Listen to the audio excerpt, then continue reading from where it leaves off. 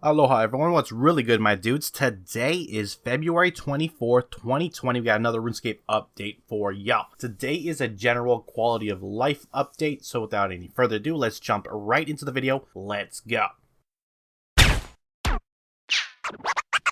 Cats is the illest. What you talking about, Willis?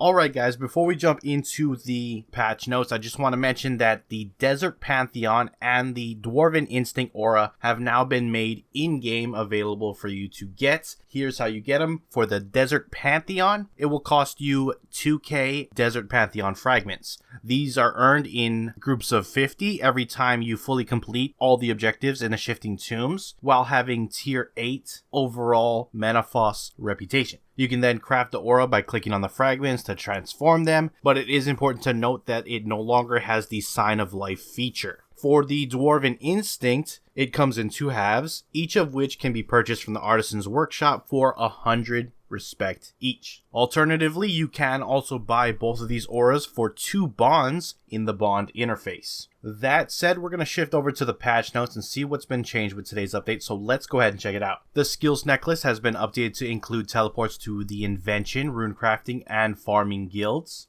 The "You Have Been Poisoned" message displayed when fighting Grigorovic in God Wars Dungeon 2 can now be filtered in the chat box, as well as the Hellware's continued attacks cause you to lose even more blood message during the Hellware fight. The Collect All 2 button on the collection box interface has been switched around to match the ordering of the buttons on the Grand Exchange interface. An Ancient Seed has been added to the Urby Werby reward shop, so when planted using the inventory option, the Ancient Seed will teleport you to Urby Werby in Anachronia. Faction seals in God Wars Dungeon 2 will no longer drop from bosses if you have reached the max reputation of other factions. For example, if you have max Saren, Sliske, and Zamorak reputation, Vindicta will no longer drop seals, since the only use for those seals would be to get reps for the 3 factions that you already have maxed out. Apoterasaurs now follow the correct tier ordering in the animal breeding log. The Invention Make X interface has been given some TLC. Items are now categorized based on their functionality, such as core invention items and combat support. This can be accessed via the drop down on the interface. All the items are now ordered by invention level where appropriate, except in the core invention items category. This was an exception to ensure that similar types of items stayed next to each other on the list, and that familiarity with this was not lost. Augmented combat equipment has also been reordered, starting with body, then legs, and it's also sorted by tier. The Tower of Life altars can now unnote the first ingredient of a creature's recipe by using a noted item on the altar, or by right-clicking / long pressing the altar. This will unnote one item at a time, and will not work with the Sword Chick altar, as the Sword Chick does not drop noted raw swordfish.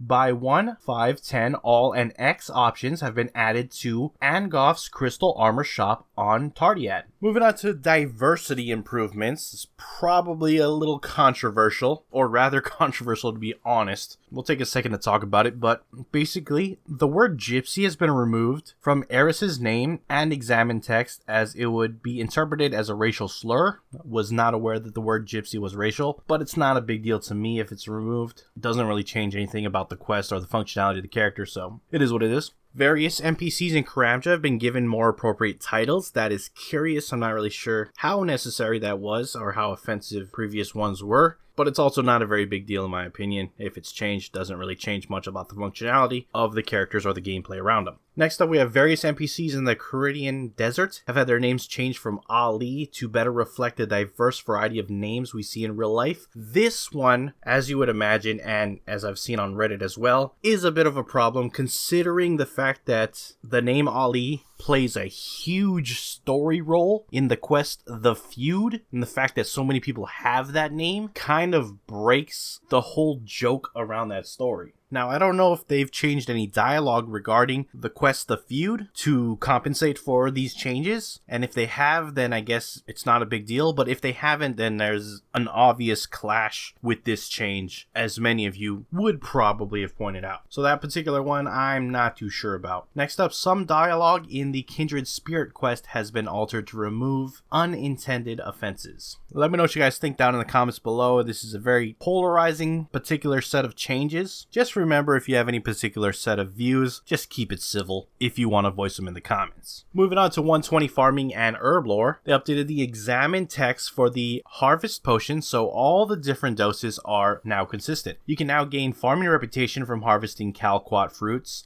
Messaging is now displayed telling players why using growth potions or patch bombs on money trees at Mana Farm will not work. Salamanders have received a nudge of encouragement from prehistoric Potterington and will now breed at faster rates. Flies are now stackable. Players can now reliably decant potions without opening a crafting menu. Players can now fill up plant pots from the Bloodwood tree and money tree patch at Manor Farm. Harvesting from bush patches while using the Whoopertinger familiar will now correctly award farming reputation. Cave Nightshade is now far less frustrating to harvest from inside the Scavid caves. Players will now find more spots to harvest them from and receive token farming XP for doing so, but must wear gloves to avoid being poisoned. Picking Cave Nightshade now also works with Sign of the Porter. Whoopertinger familiars will now correctly fill farming urns when harvesting bushes. After struggling to say green salamanders, Meg has gone back to calling them swamp lizards. The text shown now matches her voiceover. A sell all option has been added to baby shakes.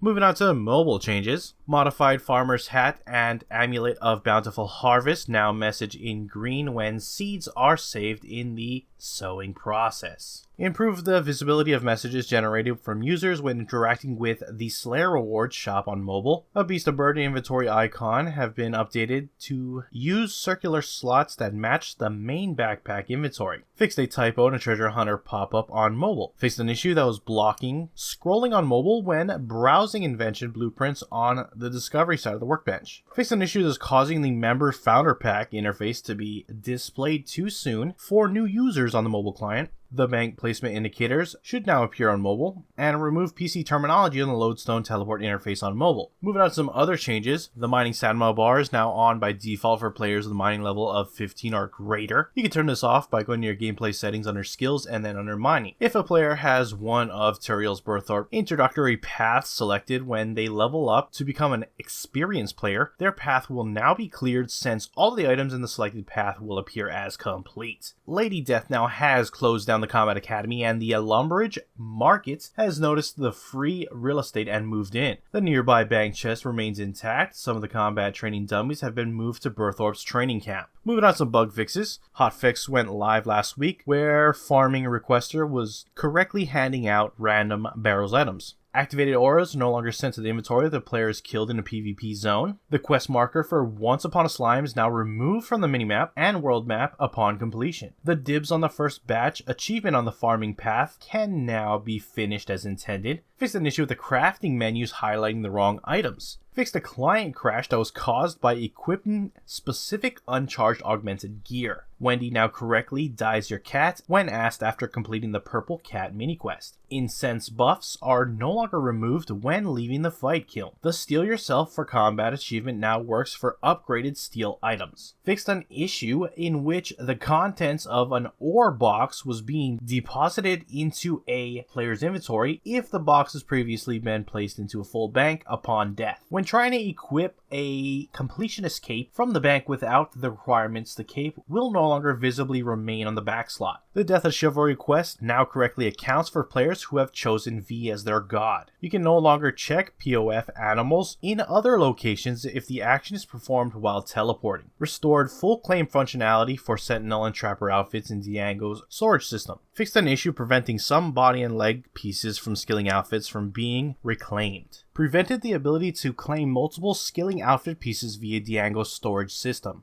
A bug that was causing an issue with some people's player-owned house has been fixed. If you were affected by this issue, you can visit your designated portal to remove the extra rooms and have the materials refunded. A bug that was causing players to lose ownership of their cannon if another player logs out with an active cannon has been fixed. There might be some odd occurrences here or there, so be sure to use the feedback form if you encounter this issue. That is it for the patch notes. Links to everything discussed in this video will be down in the description below, so head on over there to check them out if you wish to do so. With that, I'm going to wrap up the video. If you enjoyed it, hit that like button. If you're not subscribed and you want to stay up to date on all things RuneScape related, then hit that subscribe button. As I appreciate you watching, I am out. Aloha.